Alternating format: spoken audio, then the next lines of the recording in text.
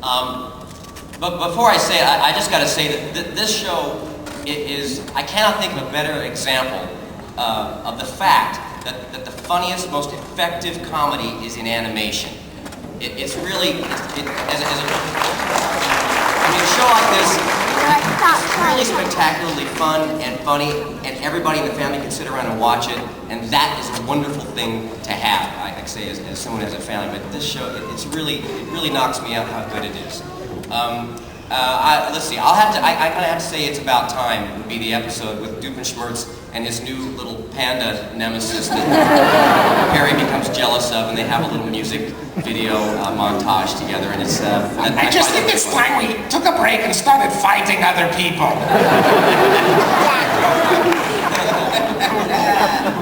That's delightful.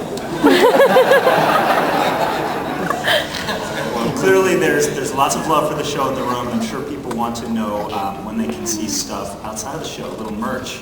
Anything you can tell us, Dan? Well, there's plushes in the stores now, and they're making more talking Harry plushes. If you go to a Disney store, or you can order them online. Did you call them talking Harry plushes? Yes. It sounds like a new series, but I don't think it's on the Disney Channel.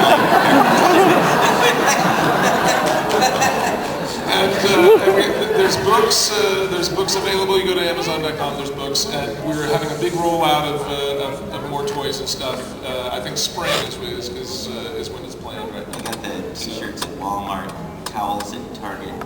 Yeah. You have to look, but the stuff is out there. And in September, I believe we're releasing an album of the first like 28 songs from. Some longer versions of some songs that you already know. So you can put them in your car and play them until your parents are insane. So somebody out there is already insane.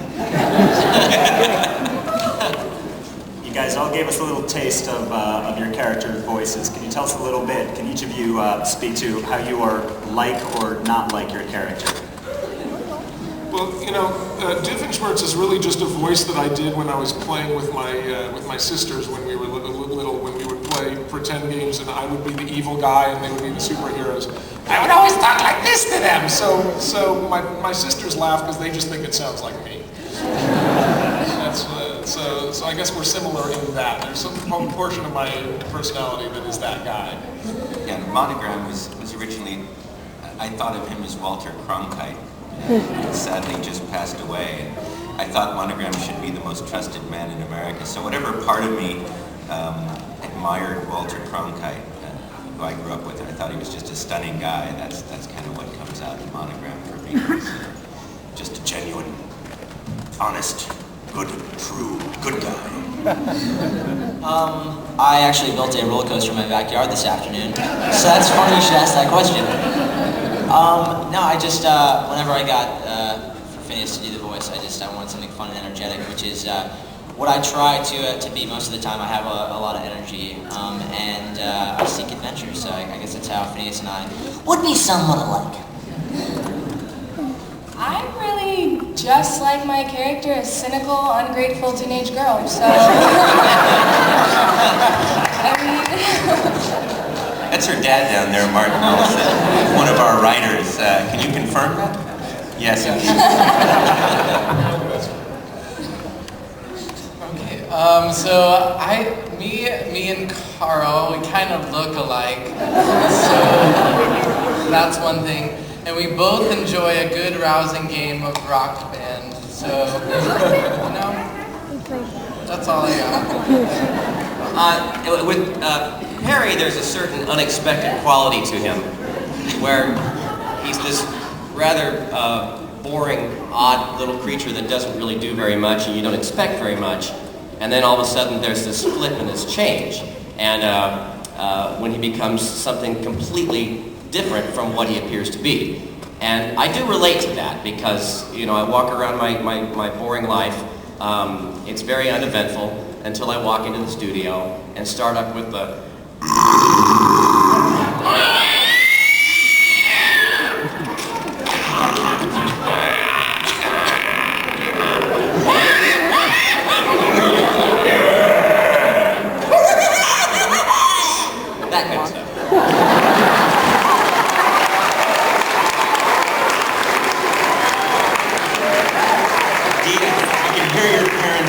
saying, no, that's no way for a grown man to make a living. See, that's right. Exactly. So, Dee, how old were you when you first realized that you were special?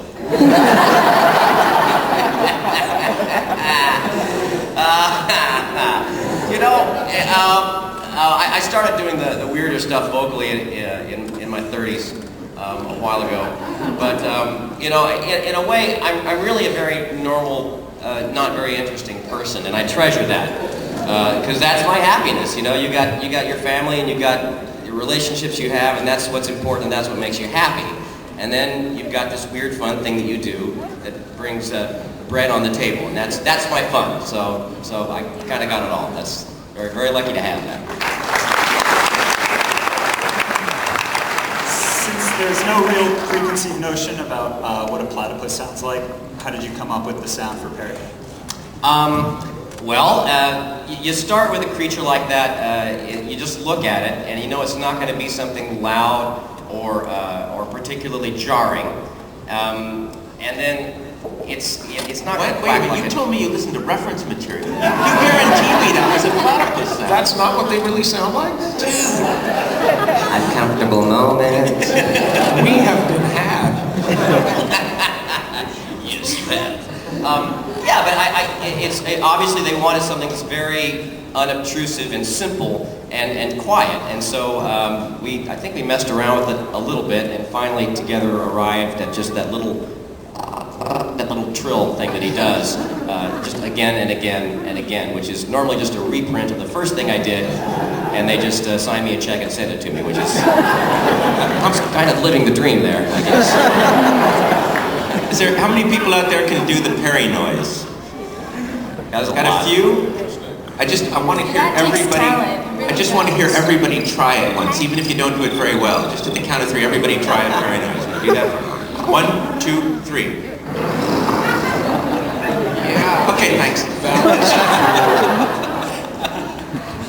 All right, Vincent, Olivia, Tyler, you're all actors. You also are all singers. Can you talk a little bit about how working on this show has given you the opportunity to stretch out your creative abilities? Well, it's been a pleasure to be able to sing a lot in a series, especially one like this, because Swampy and Dan and the rest of the writers are doing all the writing for the music, and they're usually very funny songs, but they also relate to everything that's going on in the episode. And I got to do a duet with Steve Zahn, which was really fun for me. And we were in a library, and he's this washed-up drummer who lost all his rhythm by falling asleep in a metronome factory. And that was really fun for me. It's nice to be able to go in there and sing like this and write a single like Gitcha Gitcha Goo. Which was a lot of fun. I got to do that with Ashley. And the kind of music we do is very catchy, and a lot of people respond very well to the music, and I love it. So it's just been a blast.